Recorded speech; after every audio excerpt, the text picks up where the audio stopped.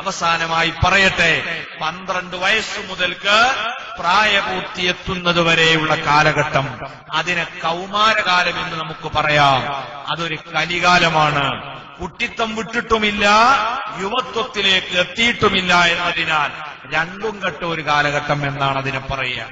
രക്ഷിതാക്കൾ നെഞ്ചിടിപ്പ് വർദ്ധിക്കുന്ന കാലമാണ്. പെൺമക്കളുള്ളവർക്ക് വല്ലാത്ത ഭീതി, ആൺകുട്ടികളെ ഓർത്ത് അതിലേറെ ഭയം.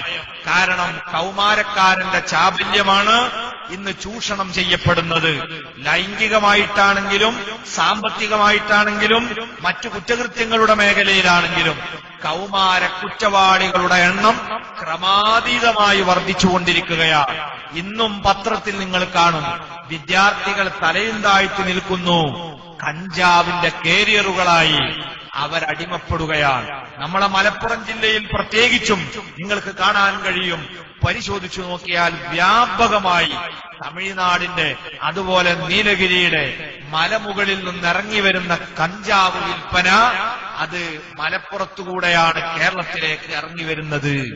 പല വാർത്തകളും നമ്മൾ കേൾക്കുകയാണ്. ഈ അടുത്ത് വണ്ടൂര് പോലീസ് 2 കുട്ടികളെ പിടിച്ചു. എങ്ങനെ പിടിച്ചതവരെ? നേരത്തെ ഒരു വലിയ ആളെ പിടിച്ചു. അയാളെ കയ്യിൽ കിലോ കണക്കിന് കഞ്ചാവ. അയാളെ പിടിച്ച് സ്റ്റേഷനിൽ കൊണ്ടിട്ട് അയാളെ മൊബൈല് വാങ്ങിവെച്ചു. അപ്പോഴാണ് വണ്ടൂരിൽ നിന്ന് 2 കൗമാരക്കാര് വിളിക്കുന്നത്, ഹലോ എവിടെയാണ്, എത്ര നേരായി കാത്തുക്ക്, നിങ്ങളെ കാണുന്നില്ലല്ലോ. പോലീസല്ലേ ഫോണെടുത്തത്. അവര് പറഞ്ഞു, ഞങ്ങൾ ചെറിയൊരു കുടുക്ക് കുടുങ്ങി, ഇവിടെ ഉണ്ട്. എടേ, വണ്ടൂരുണ്ട്, ഇങ്ങോട്ട് വന്നാ മതി. അങ്ങോട്ട് വരാൻ കഴിഞ്ഞില്ല, അതുകൊണ്ട് പെട്ടെന്ന് വരി എന്ന് പറഞ്ഞപ്പോ ഇവര് വന്നു. പോലീസ് വരെ പിടിച്ചു.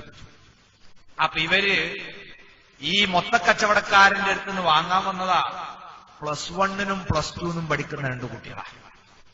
നമ്മളെ സമുദായത്തിന്റെ പേരുള്ള മക്കൾ. നിങ്ങൾ ആലോചിച്ചു നോക്കൂ, എന്താ ഇന്നത്തെ അവസ്ഥ.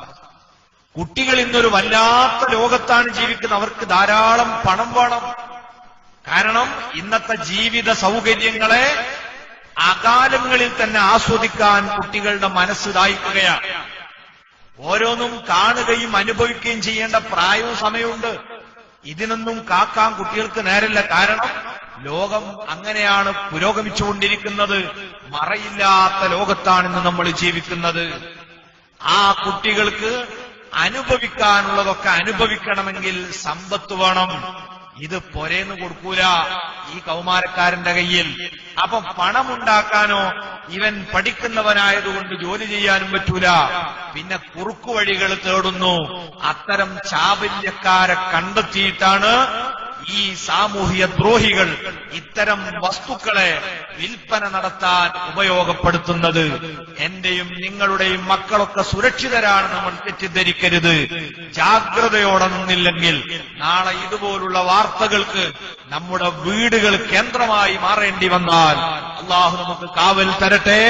നമ്മൾ സമൂഹത്തിൽ അപഹാസ്യരാകും, അള്ളാന്റെ മുമ്പിൽ ചോദ്യം ചെയ്യപ്പെടും. അതുകൊണ്ട് കുട്ടികൾക്ക് വളരെയേറെ ശ്രദ്ധ കൊടുക്കേണ്ട ഒരു പ്രായമാണ് കൗമാരം. കൗമാരഘട്ടത്തിൽ വല്ല തിന്മയും അവനിൽ കണ്ടാൽ അത് ഉപദേശിക്കേണ്ടത് അതിന്റെ മുമ്പുള്ള കാലഘട്ടത്തിൽ ഉപദേശിക്കും പോലെയല്ല. കൗമാരകാലത്തിന്റെ ഒരു പ്രത്യേകത, കുട്ടികൾ എന്തുകൊണ്ട് എന്ന് ചിന്തിക്കുന്ന ഒരു കാലവും കൂടിയാണ്.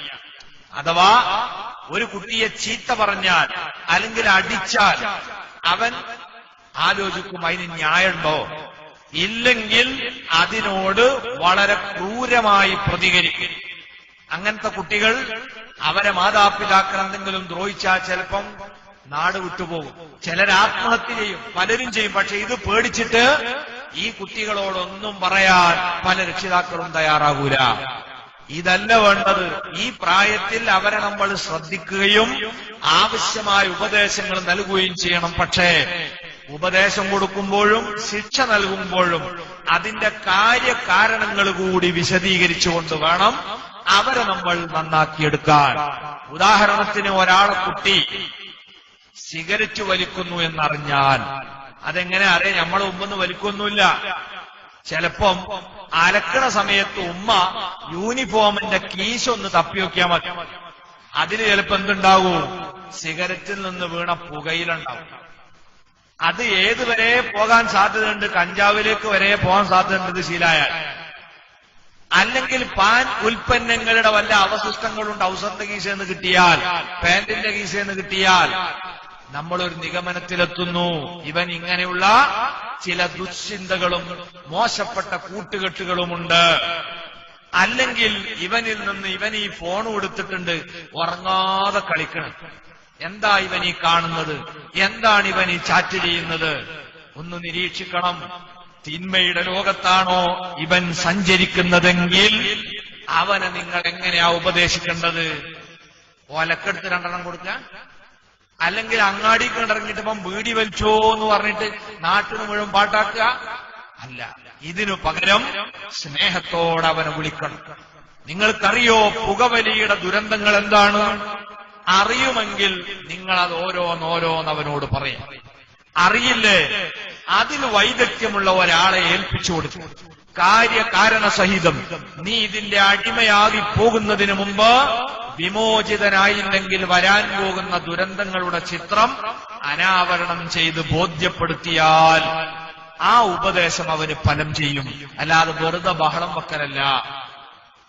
വെറുതെ ബഹളം വെച്ചാൽ അത് വാശി കൂടാനും അത് കൂടാനും കാരണമാകും. അതുകൊണ്ട് വളരെ നന്നായി ശ്രദ്ധിക്കണം. കുട്ടികൾക്ക് നമ്മൾ കൊടുക്കുന്നത് ഇന്ന് ഭൗതിക സൗകര്യങ്ങൾ മാത്രമാണ്.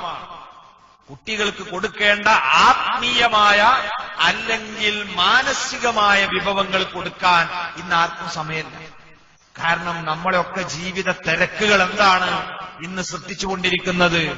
നമ്മളാരും മക്കളുമായി നേരിട്ട് സംവദിക്കുന്നില്ല. അവരോടൊപ്പം കളിക്കാനോ അവർക്ക് പരിലാളന നൽകാനോ സ്നേഹം പകർന്നു കൊടുക്കാനോ നമുക്ക് സമയമല്ല. നമ്മൾ രാത്രി വൈകി വീട്ടിലെത്തുമ്പോൾ കുട്ടികൾ ഉറക്കത്തിലാണ്.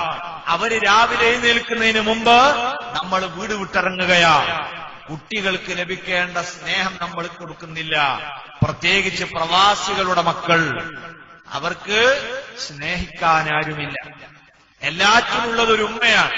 ഉമ്മയാണെങ്കിലോ കുട്ടിന്റെ കാര്യത്തിൽ വലിയ ഭീതിയിലും ബേജാറിലുമാണ്. അതുകൊണ്ട് കാണുന്നവരോടൊക്കെ അമ്മ പറയണം, എന്റെ കുട്ടി ഓൻ അങ്ങനെയാണ് ഇങ്ങനെയാണ്, നിങ്ങൾ ശ്രദ്ധിക്കണേ. അമ്മോനെ കാണുമ്പോ ആങ്ങളെ കാണുമ്പോ മാറി ഇതൊന്ന് നോക്കണം കേട്ടോ ഓൻ അങ്ങാടിയിൽ നിന്ന്. അപ്പൊ അങ്ങാടിയിലെത്തിയാൽ കാരണം ഒരു അമ്മോനെന്താ അവനങ്ങനെ തുറച്ചു നോക്ക, എന്താണ് അങ്ക് പണി, എന്താ ഇവിടെ പോടാ വിടണം. അങ്ങനെ ബന്ധുക്കളൊക്കെ കാണുന്നവരൊക്കെ അവനോട് ചൂടാകാം. കാരണം ഉമ്മ അങ്ങനെ പറഞ്ഞു കൊടുക്കാണ്, ഓൻ നിങ്ങൾ നോക്കണേ. കാരണം ഭർത്താവ് ഇവിടെ അല്ലല്ലോ, ഗൾഫിലാണല്ലോ. അപ്പൊ കാണുന്ന ബന്ധുക്കളൊക്കെ ഇവനെ കാണുമ്പോ ഇങ്ങനെ പുലിക്കോടന്മാരെ മാതിരി ഇവനെ തുറച്ചു നോക്കും. ഇവനൊരു ശത്രുവിനെ പോലെ. ഓന് സ്നേഹം ആരും കൊടുക്കുന്നില്ല. പെൺകുട്ടികളും അങ്ങനെ തന്നെയാണ് അനുഭവിക്കുന്നത്. നമ്മളെ വീട്ടിൽ നിന്ന് അവർക്ക് കിട്ടേണ്ട സ്നേഹം കിട്ടുന്നില്ല.